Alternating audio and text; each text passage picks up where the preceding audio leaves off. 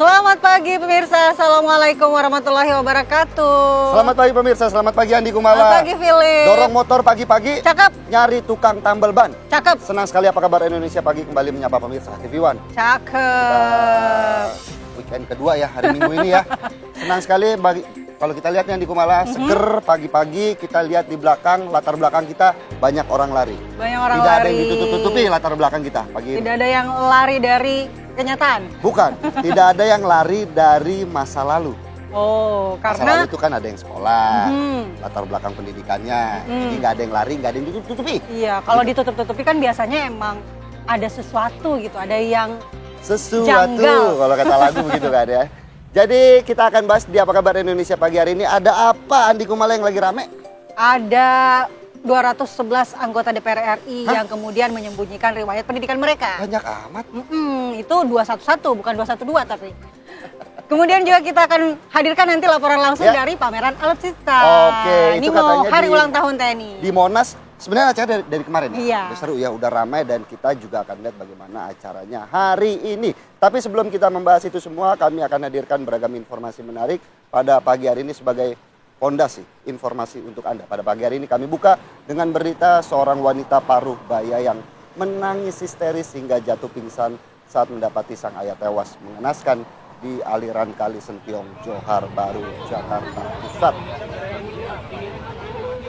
Korban yang merupakan mantan ketua RT ini pertama kali ditemukan oleh petugas Unit Penanganan Sampah Badan Air Dinas Lingkungan Hidup DKI Jakarta ketika tengah mengevakuasi tumpukan sampah yang memenuhi permukaan kali dengan posisi telungkup dan tangan menggenggam selembar uang Rp5.000. Belum diketahui pasti penyebab tewasnya korban, apakah karena terjatuh dan tenggelam atau ada unsur lain yang mengarah pada tindak pidana. Jasad korban kini dibawa ke Rumah Sakit Cipto Mangunkusumo Jakarta untuk diotopsi.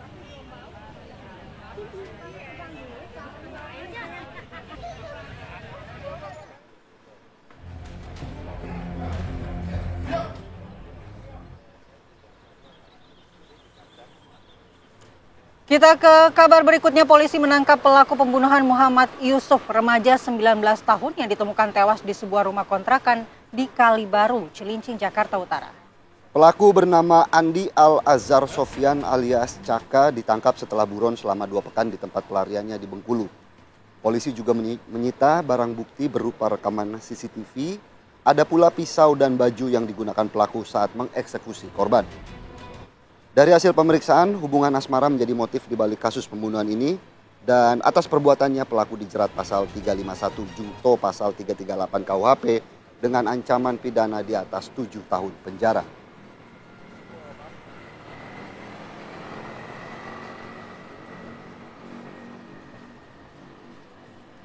Masih berita seputar kriminal pemirsa, Polda Nusa Tenggara Barat ini resmi menetapkan istri Brigadir Esko Faskareli, Bribtu Rizka Sintiani sebagai tersangka pembunuhan suaminya.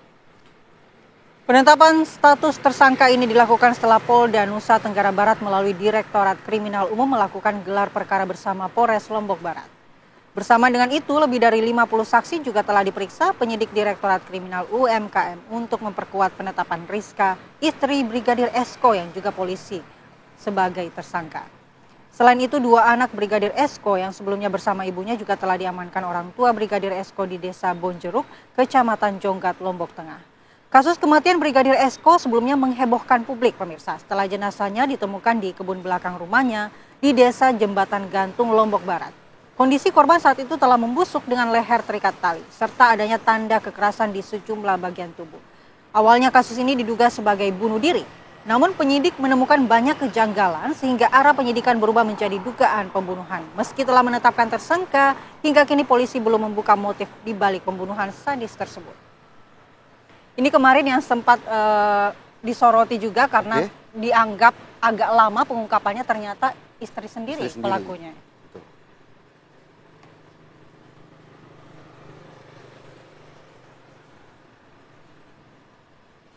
Kita beralih ke kabar lainnya, pemirsa. Belasan pemuda di Kecamatan Papalang, Kabupaten Mamuju, Sulawesi Barat gelar pesta miras oplosan jenis cap tikus dicampur minuman kemasan dan 3 korban tewas serta 3 korban kritis di rumah sakit.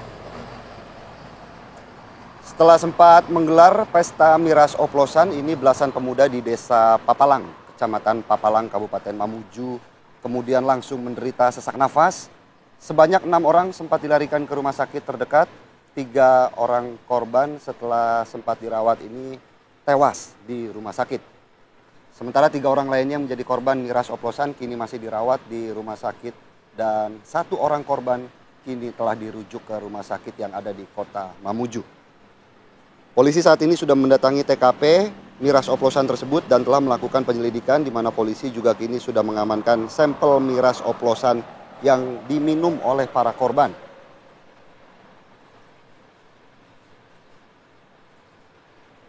Janganlah kita meminum minuman setan ya, Andi Kumala ya. Iya, ini seperti kata Bang Betul. Roma.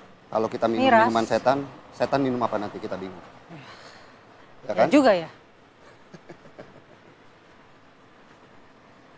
Kita beralih ke berita lainnya pemirsa. Aparat kepolisian dari Polsek Talo dan Polrestabes Makassar melakukan upaya pembubaran aksi tawuran yang dilakukan oleh 2 kelompok pemuda. Petugas melakukan pembubaran secara persuasif dan dialog meminta masing-masing kubu untuk menarik diri. Tawuran 2 kelompok pemuda ini terjadi di Kecamatan Talo, Kota Makassar. Diduga penyebab tawuran karena dendam lama antara kedua kelompok setelah terlibat salah paham namun tak kunjung damai. Aparat kepolisian yang tiba di lokasi langsung berusaha membubarkan massa dengan meminta masing-masing kubu untuk menarik diri dan juga membubarkan kerumunan warga yang menonton. Diketahui dalam sepekan terakhir saat menjelang sore, kedua kelompok pemuda di wilayah ini kerap terlibat tawuran. Guna mencegah tawuran lanjutan pada malam hari, sekitar 30 personil gabungan aparat kepolisian disiagakan di lokasi pada malam hari. Yang harus kita apresiasi memang bentuk pengamanan yang dilakukan oleh pihak kepolisian dengan melakukan dialog untuk mencegah tawuran. Iya. Kita ke informasi berikutnya. Atap baja ringan di salah satu ruko di kota Cilegon, Banten terbang usai diterpa angin kencang hingga menutupi jalan. Ya, atap baja ringan yang sebelumnya terpasang di salah satu ruko di kawasan Pasar Kelapa Blok F, Kota Cilegon, Banten ini berpindah tempat dari lokasi semula ke jalan raya karena lepas dan terbang saat kawasan ini diterpa oleh angin kencang. Atap berukuran besar yang terbang terbawa angin itu nyaris menutupi jalan di area kawasan pasar. Beruntung tidak ada korban luka maupun korban jiwa dalam peristiwa ini. Kita saksikan bersama-sama pemirsa bagaimana ini kalau kita lihat atapnya bukan cukup lagi tapi sangat besar begitu ya. Iya, ini Akibat kejadian ini, beberapa instalasi kabel listrik maupun kabel jaringan internet terputus karena tidak kuat menahan atap besar yang jatuh di atasnya. Bahkan pihak damkar ya ini ya pemadam juga harus memotong atap yang jatuh ini untuk mengevakuasi ya sebelum. Jadi berarti nggak bisa langsung diangkat karena saking besar. saking besarnya harus dipecah-pecah dulu ya. Kita ke berita lainnya pemirsa, 1 unit rumah dan 6 unit kios di Pekanbaru, Riau ludes di lahap si jago merah. Ini diduga kebakaran terjadi akibat kebocoran gas. Kebakaran melanda kawasan permukiman di Jalan Pepaya, Kota Pekanbaru Riau. Api menghanguskan 1 unit rumah dan 6 unit kios. Kebakaran terjadi sekitar pukul 13.30 waktu Indonesia Barat dan api diduga berasal dari sebuah kedai nasi yang berada di deretan kios. Angin kencang membuat api cepat membesar dan merambat ke bangunan sekitar. Diduga ada kebocoran gas yang memicu api semakin cepat membesar. 6 unit mobil pemadam dan 1 unit rescue dikerahkan untuk memadamkan api.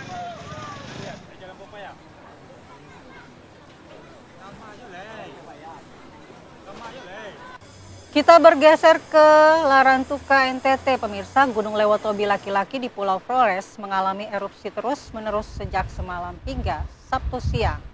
Sejak Jumat malam Ya, betul. Gunung Lewotobi laki-laki di Pulau Flores, Kabupaten Flotin kembali mengalami letusan yang signifikan.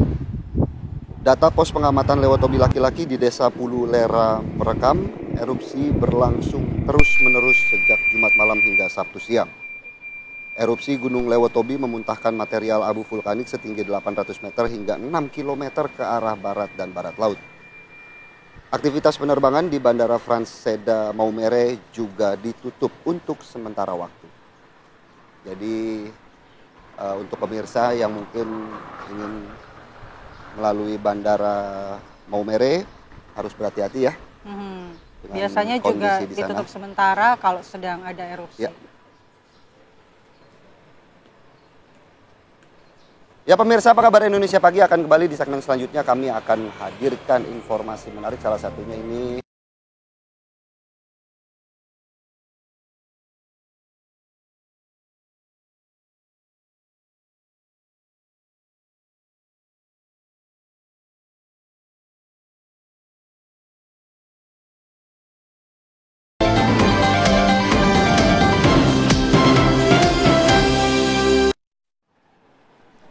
Kembali di Apa Kabar Indonesia Pagi, pemirsa, Presiden Prabowo Subianto tiba di New York, Amerika Serikat untuk menghadiri sidang Majelis Umum Perserikatan Bangsa-Bangsa. Presiden Prabowo tiba melalui Bandara Internasional John F. Kennedy sore kemarin, waktu New York, Amerika Serikat. Kehadirannya di New York ini disambut meriah oleh diaspora Indonesia yang sudah menunggu di hotel yang menjadi tempat Presiden Prabowo menginap. Presiden Prabowo akan menetap selama beberapa hari di kota New York guna menghadiri sejumlah agenda sidang Majelis Umum PBB pada 22 dan 23 September. Dengan penampilan ciri khas dari Presiden Prabowo Subianto ya, menggunakan kacamata hitam, gagah.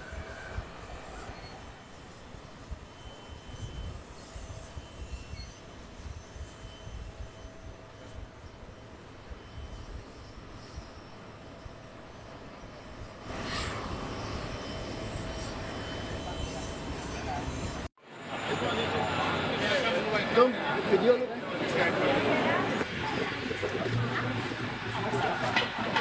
Jadi gimana kita bisa nggak? Nyalain. Takutnya kalau ada apa-apa. Lu nyalain gitu. Sementara itu lebih dari 140 kepala negara dan negara-negara anggota PBB akan hadir di dalam sidang Majelis Umum tingkat tinggi PBB ke-80 di markas besar PBB di New York pada 23 September mendatang. Ya, reporter TV One Haidar Fasyal berkesempatan untuk melihat lebih dekat nih gedung PBB yang menjadi pusat diplomasi dunia. Berikut liputannya. Pemirsa, kami baru saja masuk ke kantor Perserikatan Bangsa-Bangsa. Ini tadi kami sudah mengambil ID pers khusus yang diharuskan untuk digunakan pada saat melakukan peliputan sidang umum Majelis Perserikatan Bangsa-Bangsa. Nah, hari ini kami mendapatkan kesempatan sebelum nanti agenda sidang umum PBB-nya akan berlangsung pada hari Senin mendatang. Nah, hari ini kami para awak media diberikan kesempatan untuk datang dulu terlebih dahulu ke kantor PBB untuk melihat suasana di kantor ini, lalu juga mekanismenya seperti apa, supaya nanti pada saat peliputan, pada saat hari H peliputan ini semuanya berjalan lancar. Dan di sini saya tidak sendiri, banyak juga beberapa media juga yang hadir di sini. Dan pemirsa, kami akan ajak pemirsa untuk melihat lebih dekat kantor Perserikatan Bangsa-Bangsa.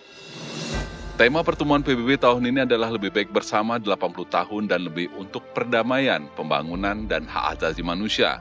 Namun isu masa depan Palestina dan konflik di Gaza akan mendominasi pada sidang tahunan ini. Sesuai tradisi, Brazil menjadi negara pertama yang berbicara, disusul Amerika Serikat sebagai tuan rumah, kemudian negara lain berdasarkan hierarki dan kehadiran para pemimpin. Pada tahun ini, Presiden Prabowo Subianto dijadwalkan akan menyampaikan pidato setelah Amerika Serikat. Pertemuan ini juga akan menjadi momen penting bagi pengakuan resmi negara Palestina. Sebanyak 10 negara termasuk Prancis, Inggris, Australia, Belgia, Kanada, Luxembourg, Portugal, Malta, Andorra, dan San Marino akan secara resmi mengakui kedaulatan Palestina pada sidang tahunan ini. Dari New York, Amerika Serikat, Haidar Fasyal, TV One mengabarkan.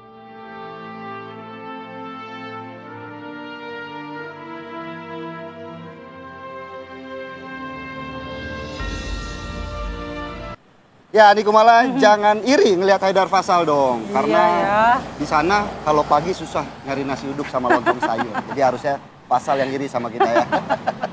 Tapi di sana ada burger dan sandwich ya. Cocok nggak perut? Kan belum tentu cocok. Lidah yang nggak cocok. Kita ke berita lainnya pemirsa, ini ternyata pemerintah tengah menyiapkan langkah-langkah untuk menarik dana dolar milik masyarakat Indonesia yang disimpan di luar negeri agar ditarik kembali ke tanah air. Malah. Iya ya, salah satunya dengan memberikan insentif. Usai rapat bersama Presiden Prabowo Subianto di Istana Negara Jakarta Jumat malam, Menteri Keuangan Purbaya menyampaikan, pemerintah akan menarik simpanan dolar milik warga negara Indonesia yang disimpan di luar negeri. Pemerintah akan menyiapkan insentif agar masyarakat lebih memilih menyimpan dolarnya di dalam negeri. Rencana tersebut masih dimatangkan oleh pemerintah. Rencana bagaimana menarik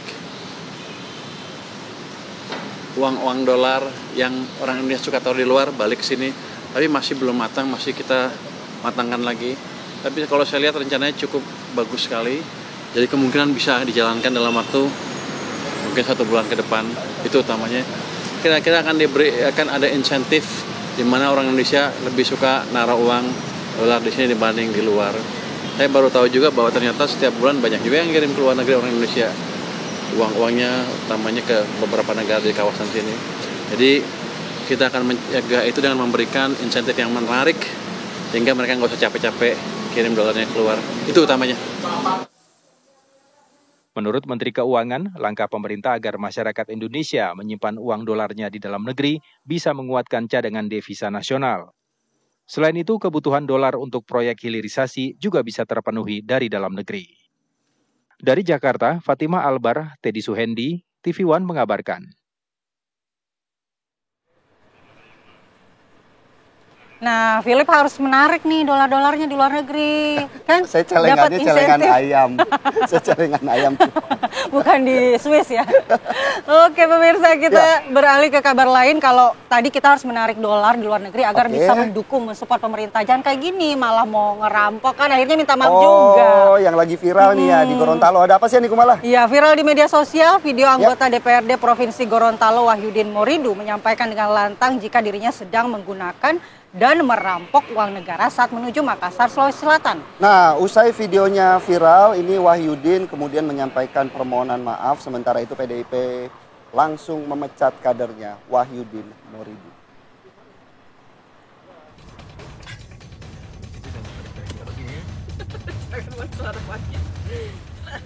Video memperlihatkan Wahyudin Moridu, anggota DPRD Provinsi Gorontalo, melontarkan pernyataan kontroversial dan membuat kecewa masyarakat Gorontalo.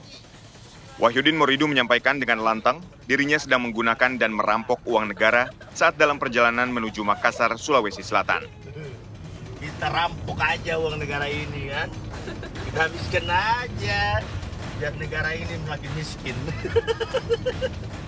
Usai videonya viral di media sosial, anggota DPRD Provinsi Gorontalo dari fraksi PDIP Wahyudin Moridu menyampaikan permintaan maaf dan siap menerima konsekuensinya.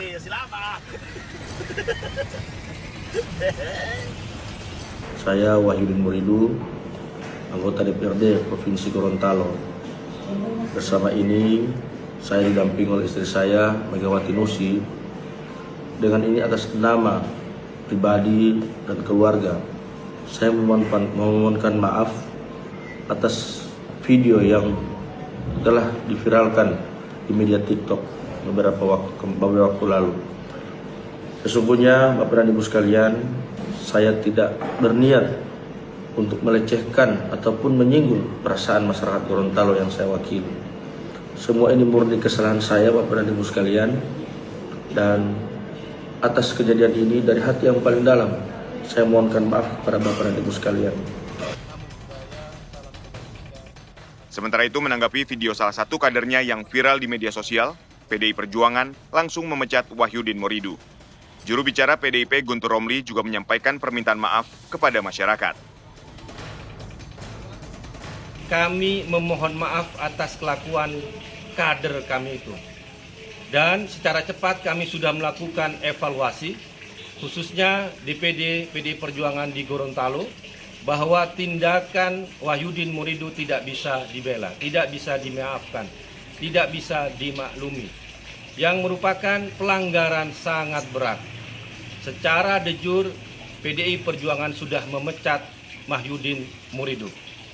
Yang kedua, kami juga berterima kasih kepada publik yang telah memberikan kritikan, yang telah memberikan masukan dalam skala apapun, sekeras apapun.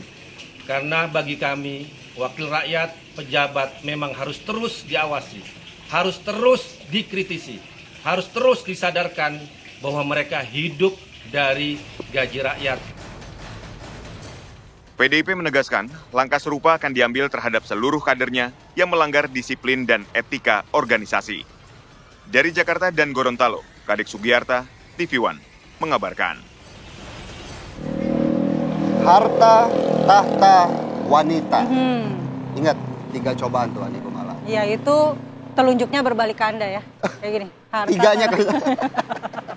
Koreksi diri sendiri. Makanya saya tuh nggak dikasih cobaan banyak duit. Karena banyak duit juga cobaan Andi Kumala. Jangan macam-macam. Tapi ya. kalau disuruh pilih, cobaan. Saya pilih cobaan, dicoba dengan banyak duit. Oke. Langsung deh kita closing dulu. Ya. Kita akan kembali lagi saat lagi pemirsa Ya. dengan informasi sempat dikabarkan hilang usai menagih di salah satu rumah nasabahnya. Salah seorang perempuan debt collector koperasi.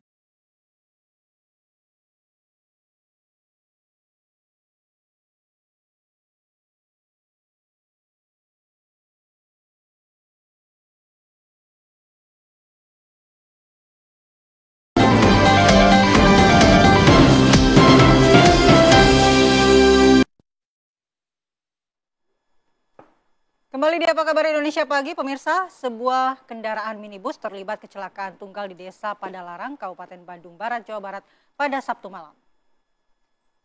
Sebanyak 2 orang penumpang tewas di lokasi dan 2 korban lainnya ini mengalami luka-luka. Dan pemirsa, seperti inilah kondisi kendaraan jenis minibus yang terlibat kecelakaan tunggal di Jalan Tania Baloper, tepatnya di Kampung Sukamaju. Ini di Desa Padalarang, Kabupaten Bandung Barat pada Sabtu malam. Sebanyak 2 penumpang minibus tewas di lokasi kejadian, sedangkan pengemudi dan 1 penumpang lainnya mengalami luka berat hingga dirujuk ke Rumah Sakit Cahya Kawaluyan Padalarang. Menurut keterangan Kasat Lantas Polres Cimahi, AKP Yuda Satyo Raharjo, kendaraan minibus tersebut awalnya datang dari arah perumahan Baloper menuju ke arah Jalan Raya Utama Padalarang. Pada saat tiba di tempat kejadian, pengemudi tidak dapat mengendalikan laju kendaraannya hingga kemudian menabrak tembok yang menyebabkan mereka masuk ke dalam saluran air dengan posisi keempat ban berada di atas.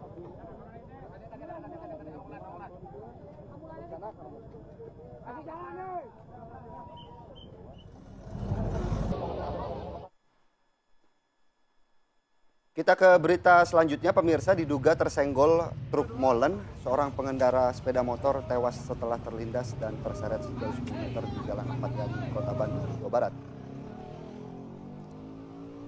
Kejadian tragis ini terjadi saat arus lalu lintas di lokasi tengah ramai. Menurut keterangan seorang juru parkir di sekitar lokasi, insiden bermula ketika sepeda motor korban tersenggol truk molen tepat di depan SPBU Ahmad Yani. Supir truk mengaku tidak menyadari bahwa kendaraannya telah mengenai pengendara motor, hingga akhirnya berhenti karena merasa ada sesuatu yang mengganjal di roda belakang. Korban yang mengalami luka berat di bagian badan dan kepala meninggal dunia di lokasi kejadian. Setelah petugas kepolisian datang, jenazah korban langsung dievakuasi ke rumah sakit. Sementara itu, polisi melakukan olah TKP dan meminta keterangan dari supir truk untuk kepentingan penyelidikan. Jadi truk apa, Andi Kumala? Molen. Molen. Mohon maaf ya, sudah logatnya seperti itu. Karena tadi pas mendengar kayak jadi teringat, oh pisang molen nih, molen. Oke, kita beralih aja deh Ya. ke kabar lainnya. Seorang Oke. pria di Kabupaten Polewali Mandar, Sulawesi Barat ditangkap polisi lantaran tega membunuh ayah kandungnya sendiri saat sedang sholat. Rasman, pemuda berusia 24 tahun ini digelandang petugas kepolisian ke ruang pemeriksaan unit Resum Polres Polewali Mandar usai ditangkap di rumahnya di Desa Poda-Poda, Kecamatan Tutar, Polewali Mandar, Sulawesi Barat. Pelaku ini ditangkap lantaran telah membunuh ayah kandungnya bernama Kaharudin berusia 53 tahun tanpa sebab yang jelas. Korban dibunuh saat tengah menunaikan ibadah sholat maghrib berjamaah di masjid tak jauh dari rumah korban. Berdasarkan keterangan polisi, pelaku memasuki masjid dengan membawa sebilah parang untuk kemudian menghabisi nyawa ayahnya sendiri.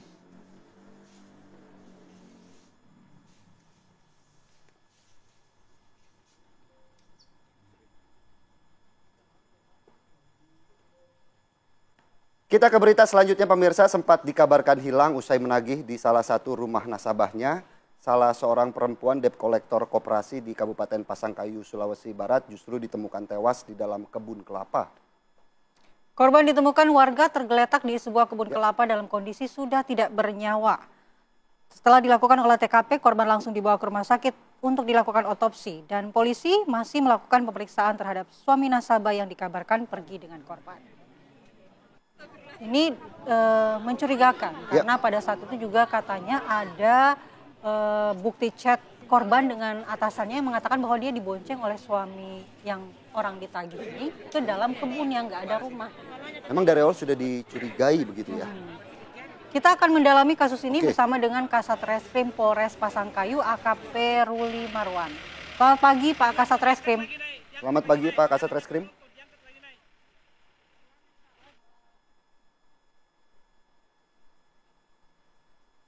Selamat pagi ya. Oke Pak Kasat, kita ingin mengetahui apakah saat ini polisi sudah menemukan informasi terkait dengan siapa pelaku atau apakah memang ini adalah korban pembunuhan? Ya, saya menjelaskan. Kemarin bahwa kronologisnya dari hari Kamis tanggal 18 September itu kami menerima laporan tentang adanya orang hilang. Orang tersebut seperti yang disampaikan tadi adalah seorang perempuan berinisial H yang bertugas di bagian koperasi di bagian penagihan. Kemudian dari situ tim kami langsung melakukan penyelidikan baik ke polsek yang bersangkutan ataupun langsung ke TKP dan didapati bahwa ada saksi-saksi yang berkaitan langsung dengan kejadian tersebut. Ada salah satu saksi yang sangat dicurigai berkaitan yaitu suami dari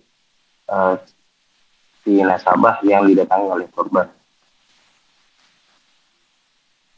Pak Kasat, kami penasaran Pak, dari penemuan mayat ini dan apakah hasil otopsi juga sudah didapat oleh pihak kepolisian? Meski begitu, kalau belum dapat, apakah ketika penemuan mayat ini pihak kepolisian sudah mencurigai ada luka-luka yang mengarah kepada kasus pembunuhan, begitu Pak Polisi?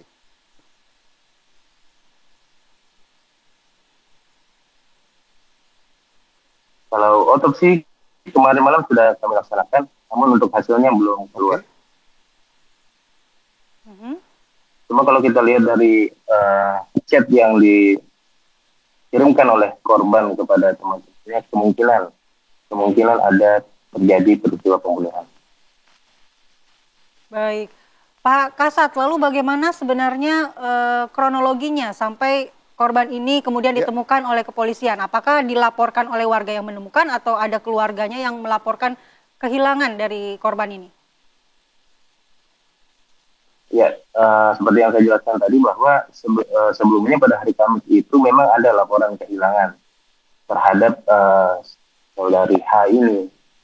Hanya pada hari Jumat pagi itu ada masyarakat sekitar yang menemukan korban tersebut. Dan masyarakat langsung melaporkan kepada pihak kepolisian. Ya Pak Kasat, apakah suami dari nasabah ini juga sudah diperiksa oleh kepolisian? Sudah kami periksa. Sekarang dalam proses pendalaman. Lalu apa keterangan yang bisa digali dari suami nasabah yang membonceng korban terakhir kali? Keterangan dari suami nasabah memang terjadi komunikasi antara suami nasabah dengan korban ketika korban meminta menagih utang nasabah itu. Karena korban sempat 2 kali datang pada pukul 4 sore, kemudian korban tidak mendapatkan tugasnya untuk menagih utang, kemudian datang lagi pada pukul 9 malam untuk menagih utang kembali.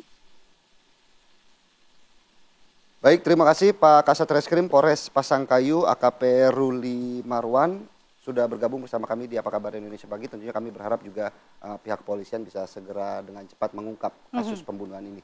Terima kasih sekali lagi Pak Kasat Reskrim. Pemirsa, kami akan kembali dengan dialog utama kami pada pagi hari ini, di mana sebanyak 211 anggota DPR tercatat tidak mencantumkan latar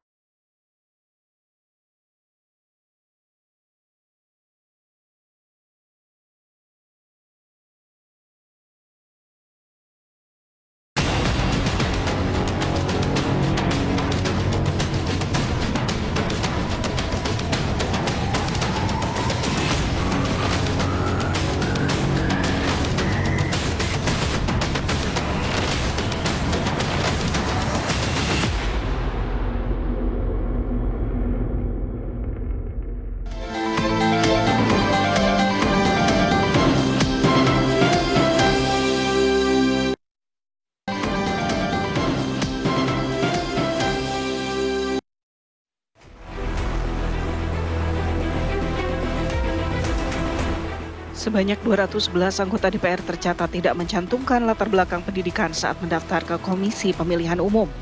Hal ini terungkap dalam laporan Badan Pusat Statistik 2024. Oleh sebagian kalangan, hal tersebut dinilai sebagai kemunduran demokrasi, mengingat keterbukaan informasi publik adalah hak rakyat, dan tertutupnya riwayat pendidikan para wakil rakyat justru mencederai prinsip integritas dan transparansi. Komisi Pemilihan Umum sendiri menyatakan masih akan memverifikasi data tersebut secara lebih rinci. Lantas, apakah dengan tidak mencantumkan latar belakang pendidikan bisa diartikan sebagai kegagalan partai politik untuk mendorong kadernya lebih terbuka? Mengingat publik akan mempertanyakan komitmen mereka dan bagaimana mereka bisa dipercaya menjalankan demokrasi dengan baik. Tim TV One mengabarkan.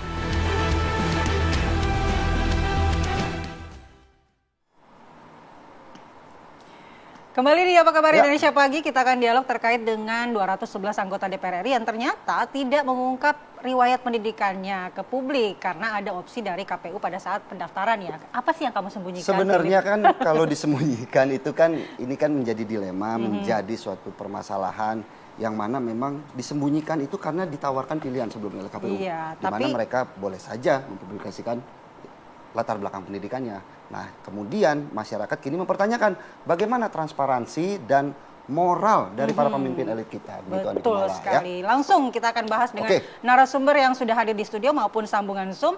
Ada Mbak Titi Anggreni, pengamat pemilu. Selamat pagi, Mbak Titi. Selamat pagi, Mbak Titi.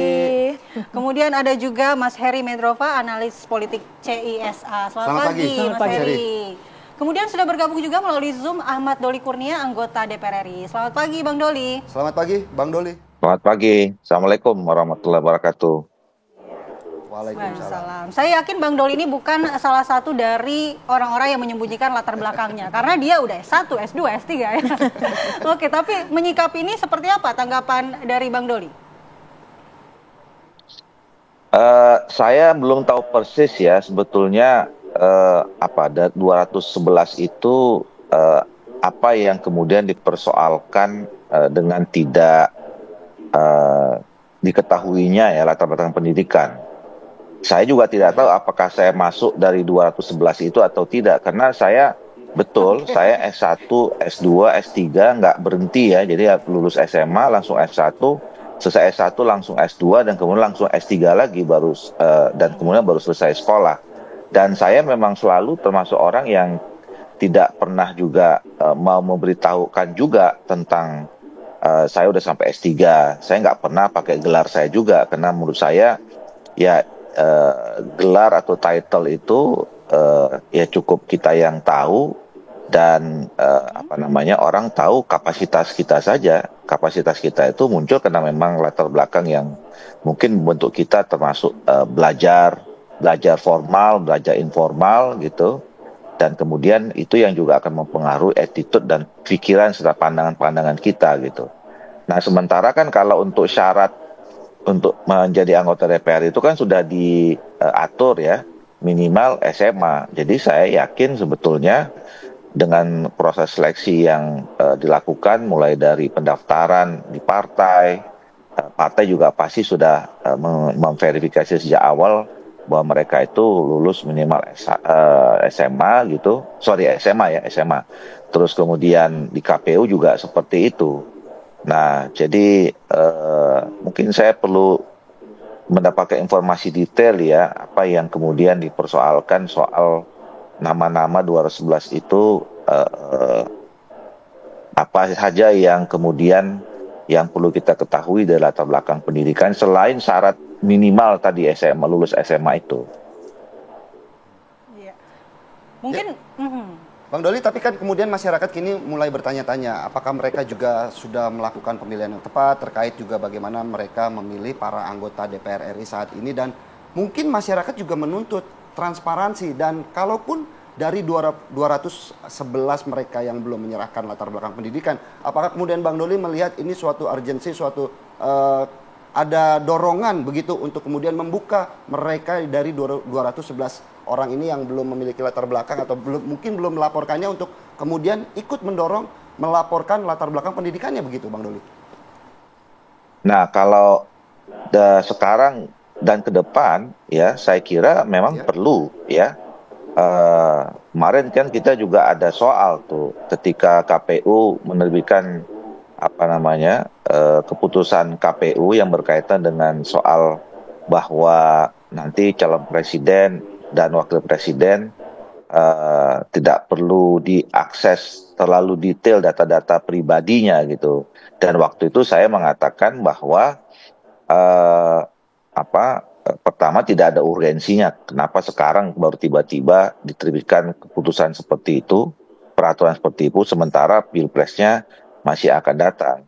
Kedua ya, kalau kita ingin menjadi atau memimpin sekian ratus juta orang manusia, ya tentu saya kira kita kan harus diketahui oleh sekian ratus juta orang itu, apa latar belakang kita, apa visi kita, sampai hal-hal yang detail. Jadi untuk menjadi pemimpin yang baik dan tepat, apalagi pemimpin itu ditunjuk oleh rakyat banyak, ya rakyat harus tahu tentang kita. Nah sama saya kira juga anggota DPR seharusnya memang tidak perlu ada data yang perlu ditutup-tutupi ya. Artinya kita ini memang harus menjadi seseorang yang bisa dipercaya ya. Nah orang yang bisa dipercaya itu ya kalau memang orang tahu tentang kita secara seutuhnya, ya latar apa yang selama ini menjadi track record kita, ya terus kemudian apa pandangan-pandangan kita, apa gagasan kita gitu ya. Nah jadi saya sih bagus-bagus aja dan tidak ada masalah kalau memang seharusnya semua elit, apalagi orang-orang atau manusia Indonesia yang mengambil posisi berkaitan dengan soal pengambilan kebijakan yang berkaitan dengan hajat hidup orang banyak, saya kira memang harus perlu diketahui latar belakangnya. Baik. Saya langsung mau ke Mas Heri. Ini cukup menarik kalau tadi saya juga mengutip bagaimana perkataan dari Bang Doli. Urgensinya kenapa baru sekarang untuk diminta dibuka latar belakang pendidikannya begitu? Saya melihat bahwa di era disrupsi ini, pengaruh media sosial begitu terbuka sehingga mendorong masyarakat untuk melihat ini sebagai urgensi, penting untuk diketahui oleh publik. Apalagi kalau masyarakat ini kan dia tidak melihat ini basisnya hukum, basis aturan main, dia tidak akan lihat ini PKPU-nya lengkap atau tidak, undang-undangnya sebenarnya merahasiakan soal ijazah. Tapi masyarakat ingin melihat bahwa siapakah yang mewakili saya ini, apakah dari sisi latar belakang layak, apakah dari sisi skill, kompetensi layak untuk mewakili kami di parlemen. Saya kira itulah yang dilihat oleh masyarakat. Tapi biasanya kalau di pemilu yang menang itu bukan yang memiliki latar belakang pendidikan yang bagus, justru yang kampanyenya kencang waktu pemilu, Mas Heri. Benar. Saya melihatnya justru berlakulah teori psikologis politik ya. Psikologis politik ini berkaitan dengan bagaimana figur itu terpilih karena pengaruh, persepsi, kekuatan jaringan, dan popularitas. Artinya masyarakat ini lebih melihat dari sisi itu. Terlepas per hari ini adalah ini menjadi polemik. Ya wajar, dalam konteks demokrasi deliberatif itu ada istilahnya transparansi. Transparansi ini akan menjadi diskursus publik yang rasional.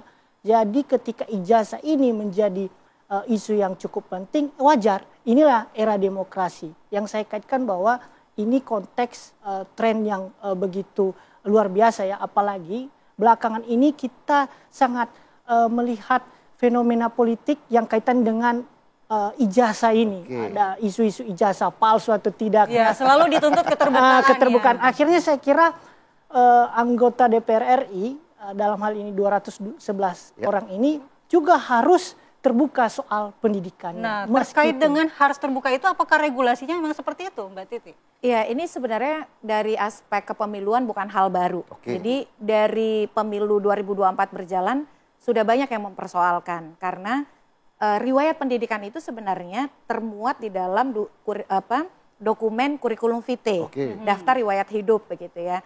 Nah, ketika mereka mendaftar sebagai calon tentu lewat partai politik karena yang menominasikan partai politik, itu diberi opsi apakah bersedia atau tidak mempublikasikan daftar riwayat hidupnya.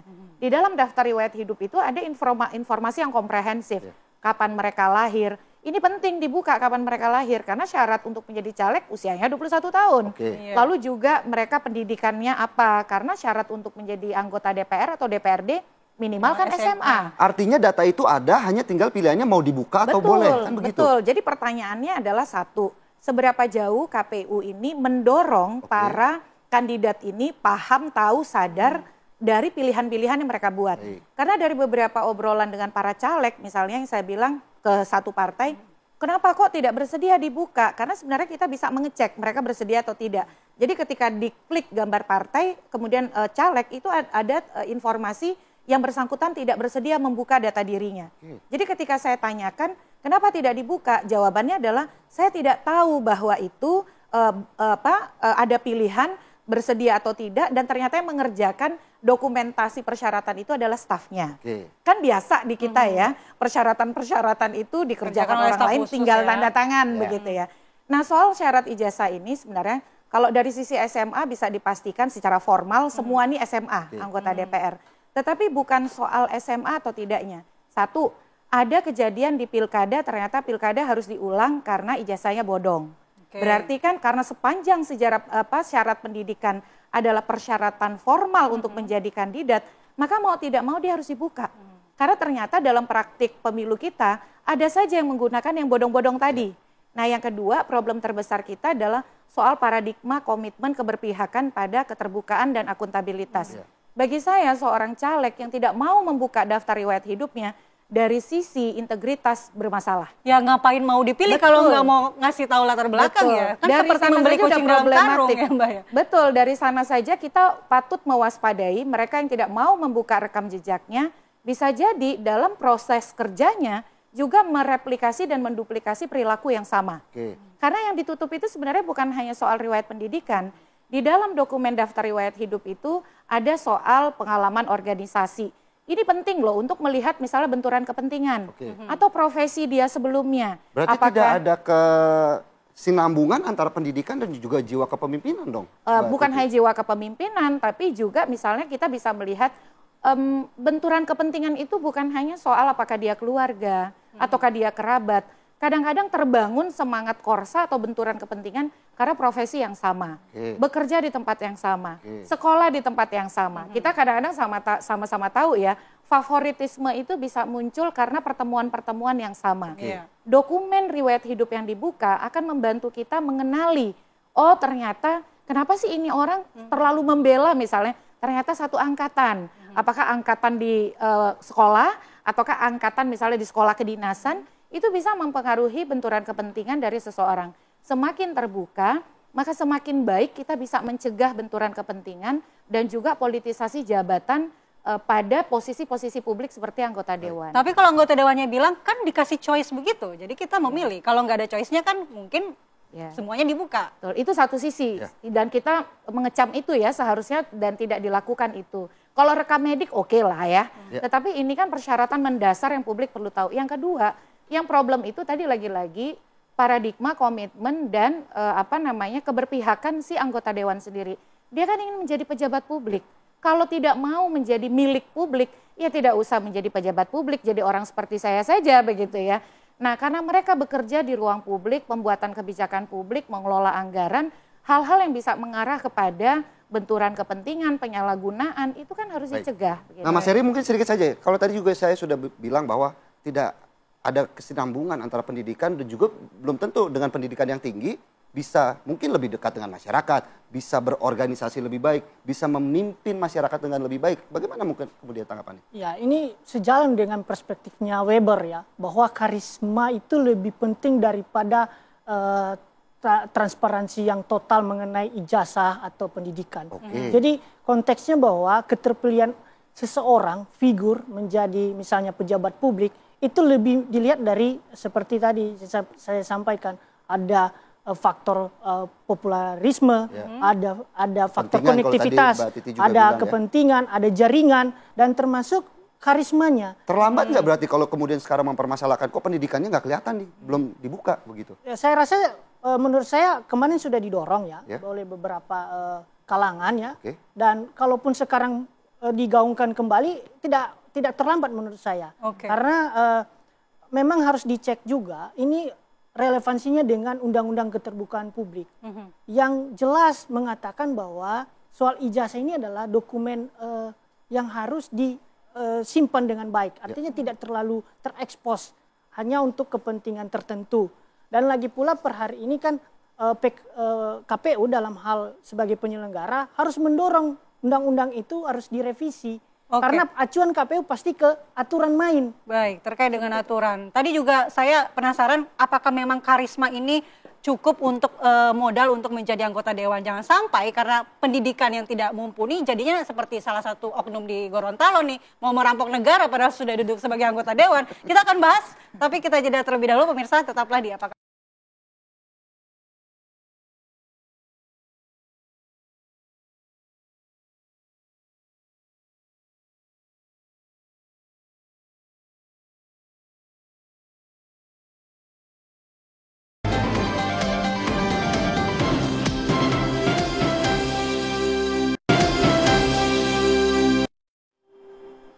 Kita lanjutkan dialog di Apa Kabar Indonesia Pagi. Kita ke Bang Doli. Tadi Bang Doli sebenarnya sepakat bahwa informasi mengenai riwayat pendidikan itu tidak masalah dibuka dan itu memang penting untuk transparansi sebagai pejabat publik. Dan juga menampilkan kredibilitasnya. Saya loh ini pendidikannya Tapi ini. sebagai anggota DPR, menurut Bang Doli, bagi mereka ini yang tidak membuka riwayat pendidikannya namun tetap terpilih duduk di anggota dewan, kira-kira alasannya apa, Bang? Apakah seperti yang disampaikan Mas Heri tadi bahwa ternyata riwayat pendidikan tidak terlalu penting untuk bisa menuju ke Senayan? Iya, saya tidak mau terlalu fokus kepada soal kenapa mereka tidak mau terbuka atau tidak ya, karena memang pasti punya alasan masing-masing yang bisa juga termasuk alasan yang disampaikan oleh Titik tadi ya. Tapi menurut saya ke depan ya, memang harus sudah mulai dibiasakan ya semua aturan-aturan yang berkaitan dengan pemilihan atau penetapan pejabat publik itu dilakukan seterbuka-terbukanya gitu.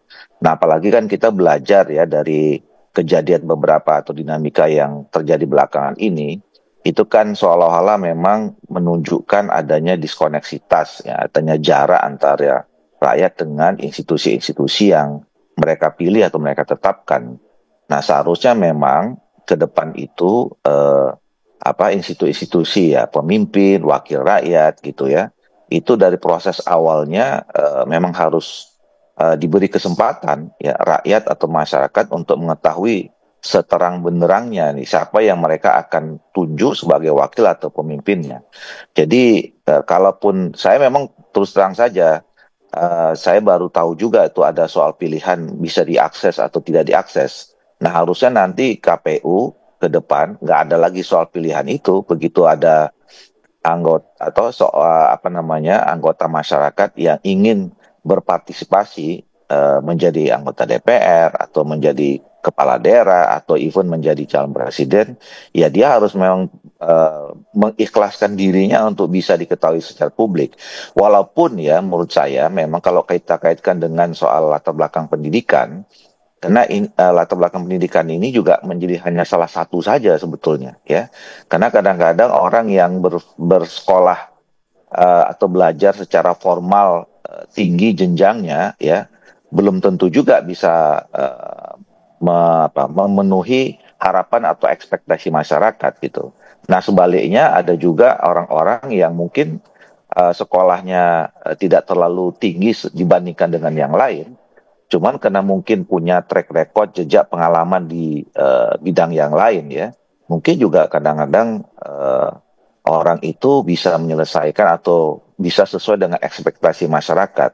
Nah oleh karena itu saya kira memang semua tentang latar belakang, bukan hanya latar belakang pendidikan saja, yang berkaitan dengan bagaimana masyarakat bisa menilai bahwa sosok atau figur yang ingin mereka berikan kepercayaan itu betul-betul memang sesuai secara objektif dan rasional bahwa mereka ini cukup dianggap layak, pantas, proper gitu ya untuk berjuang membela kepentingan mereka, kepentingan rakyat, dan kemudian mengambil keputusan-keputusan yang penting, strategis berkaitan dengan kepentingan rakyat, bangsa, dan negara.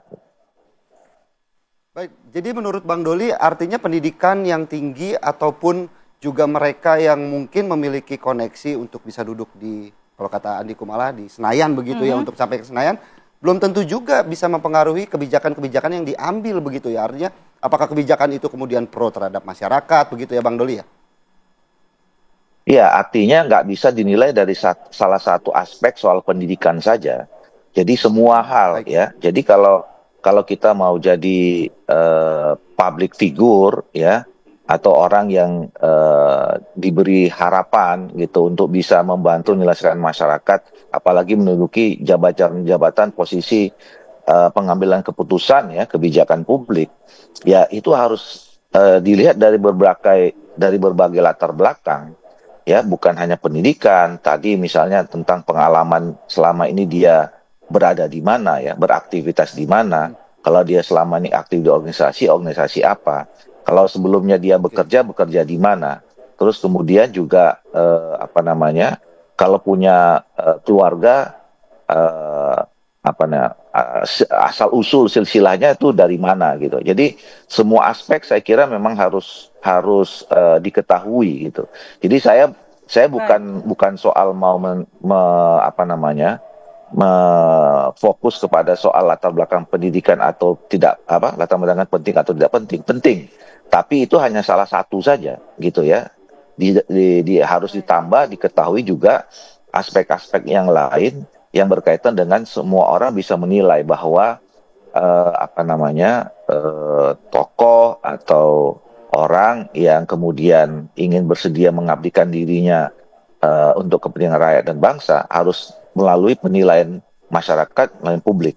Oleh karena itu, saya menyambut baik sebetulnya ya apa yang dibicarakan pada pagi hari ini. Ini menjadi bagian dari koreksi kita terhadap sistem atau sistem representasi atau pemilihan atau pemilu yang memang kan akhir-akhir ini banyak dorongan atau pernyataan dari kita semua memang harus dikoreksi, harus direvisi. Nah, salah satunya adalah supaya memang nanti lembaga-lembaga publik itu diisi oleh orang-orang yang betul-betul kredibel, punya kapasitas, berintegritas, punya kecakapan untuk menjadi seorang pemimpin atau wakil rakyat dan segala macam. Intinya adalah mereka sejak awal memang harus diketahui publik latar belakangnya. Bukan hanya sekedar latar belakang pendidikan, tapi latar belakang semua hal ya, terkait dengan soal dirinya. Baik, terima kasih Bang Doli. Mumpung ada Bang Doli, mungkin Mbak Titi tadi Bang Doli juga setuju ada revisi dalam regulasi pemilu kita. Ya, ini kan isu kita sebenarnya soal dua hal. Satu soal kejujuran, yang kedua soal akuntabilitas. Karena misalnya saya ingin beberapa waktu lalu ada kontroversi itu. Contoh misalnya, contohnya ada yang kenapa S2-nya belakangan dibandingin S1-nya gitu ya. Itu kan bisa diketahui karena ada keterbukaan informasi. Tapi problem terbesar kita salah satunya kerumitan dalam pemilu. Jadi dengan sistem yang ada sekarang, pemilunya kita kemarin kan serentak 5 surat suara ya. Ada DPR, ada DPD, ada DPRD, provinsi, kabupaten, kota. Pada satu waktu yang sama, ratusan kandidat berkompetisi. Jadi pemilih dalam satu waktu itu kesulitan untuk mengakses informasi karena informasinya tidak tersedia. Di saat yang sama juga kandidat tidak kemudian sepenuhnya berkomitmen membuka rekam jejak mereka. Jadinya pilihan-pilihan itu lebih dikedepankan pilihan pragmatis untuk memilih mereka yang paling terkenal atau mereka yang ya bisa dikatakan paling royal begitu. Nah, oleh karena itu kalau kita betul-betul ingin menghadirkan kandidat yang jujur, yang akuntabel, yang diketahui dengan baik rekam jejaknya, maka sistem pemilunya harus disederhanakan. Dan opsi tadi udah dihilangkan aja ya? Iya, opsi yang tadi tidak perlu ada. Jangan lagi ada opsi untuk kemudian bersedia membuka riwayat hidup atau tidak. Persoalan terbesarnya Bang Doli bukan hanya soal syarat pendidikan atau rekam jejak pendidikan yang ditutupi. Hampir semua yang ada di riwayat hidup itu ketika dia memilih untuk tidak membuka itu ditutupi. Rekam jejak organisasi, pengalaman kerja, apalagi kan kalau kita lihat di riwayat hidup itu ada pernyataan untuk membuka apa yang menjadi motivasi mereka menjadi anggota dewan. Kalau kita baca itu jawabannya kadang-kadang simplifikasi sekali, ingin mengabdi kepada masyarakat. Ya tapi kan mengabdi kepada masyarakat jalannya bagaimana begitu ya. Jadi satu sistemnya harus kita tata ya Bang Doli lebih sederhana, lebih mudah dan lebih bisa mendekatkan kandidat dengan para pemilih. Yang kedua, aspek transparansi, keterbukaan, akuntabilitas, kejujuran itu harus diatur lebih detail lagi di dalam revisi Undang-Undang Pemilu yang akan Bang Doli dan kawan-kawan kerjakan. Mas Heri, tadi juga saya mengutip perkataan dari Bang Doli bahwa kebijakan yang baik juga belum tentu hadir dari mereka yang memiliki latar pendidikan yang tinggi. Bisa saja mereka yang juga pintar berorganisasi, memiliki jiwa kepemimpinan yang lebih tinggi, lebih dekat dengan masyarakat. Seperti apa kemudian menanggapi bahwa permasalahan latar belakang ini tetap harus dibuka deh? Menurut saya tetap dibuka karena tadi banyak kelemahan. Artinya banyak minusnya lah, banyak kurangnya kalau misalnya tidak terbuka. Satu, kita ini negara demokrasi. Dua adalah persoalan ijazah ataupun pendidikan ini kemudian menjadi polemik yang berkepanjangan dan menyita perhatian publik ketimbang hal-hal yang substansi yang harusnya dibahas oleh parlemen atau DPR RI. Artinya masalah ijazah, masalah pendidikan segeralah untuk di-clearkan. Apakah memang dibuka seterang benderang atau justru ditutup? Atau berarti keterbukaan latar belakang pendidikan ini hanya sekedar untuk supaya tidak ada masalah lain di kemudian hari begitu? Ya, menurut saya salah satunya itu. Yang kedua, di sisi lain kita harus belajar juga dengan negara-negara demokrasi yang lainnya. Jadi ada beberapa negara demokrasi, saya kasih contoh misalnya Italia, India. Anggota parlemennya itu tidak secara terekspos pendidikannya. Jadi saya kira bahwa mungkin jangan-jangan Indonesia ingin meniru negara-negara tersebut ya. Dan saya rasa bahwa demokrasi Indonesia seharusnya berbeda dengan demokrasi negara-negara itu. Prinsip keterbukaan ini, transparansi ini adalah bagian dari, sekali lagi saya katakan adalah demokrasi yang deliberatif. Ya, sosok figur yang memang mumpuni secara kapabilitas perlu kita ketahui. Apakah mereka ini layak untuk mewakili atau justru tidak layak? Baik, saya sepakat karena kalau kita ingin mewakilkan kebutuhan, kepentingan dan harapan kita, ya kita harus mengenali dong siapa yang mewakili kita. Tapi jangan sampai beli kucing dalam karung. Iya, tapi sebenarnya ini juga jadi momen kan pemilu sudah selesai.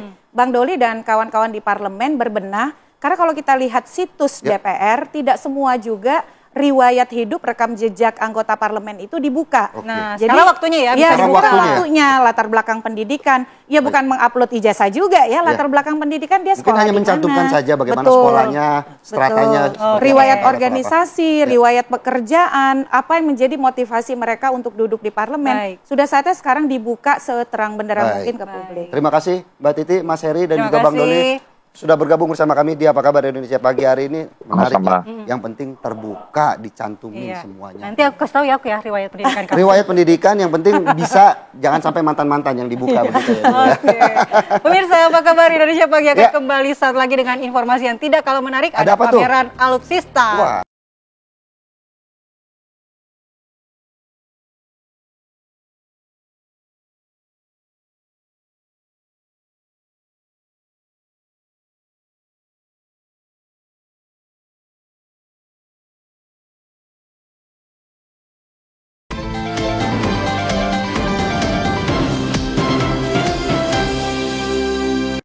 Mancanegara, pemirsa, Presiden Prabowo Subianto tiba di New York, Amerika Serikat untuk menghadiri sidang Majelis Umum Perserikatan Bangsa-Bangsa.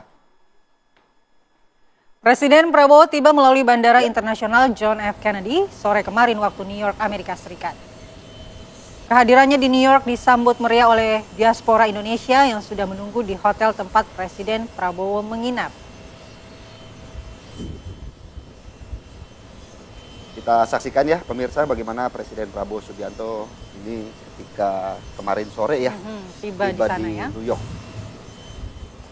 Ini Presiden Prabowo rencananya akan menetap selama beberapa hari di kota New York guna menghadiri sejumlah agenda sidang Majelis Umum PBB pada 22 dan 23 September. Nah, rekan kita tadi Fasyal juga ada di sana ya untuk mengikuti dan meliput agenda Presiden Prabowo Subianto.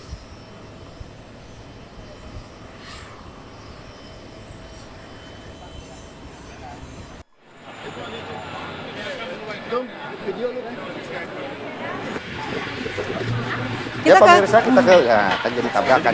Kita ke berita selanjutnya pemirsa. TNI Fair 2025 digelar di kawasan Monas Jakarta Pusat sebagai rangkaian acara menjelang peringatan HUT ke-80 TNI. Di area Silang Monas bagian timur, berbagai alat utama sistem persenjataan atau alutsista modern dipamerkan untuk umum. Mulai dari tank Harimau, Panzer Anoa hingga meriam Caesar 155 mm dari TNI Angkatan Darat. Partisipasi TNI AL dan AU juga terlihat melalui pameran kapal perang model dan pesawat tempur miniatur, memberi edukasi soal kekuatan pertahanan nasional.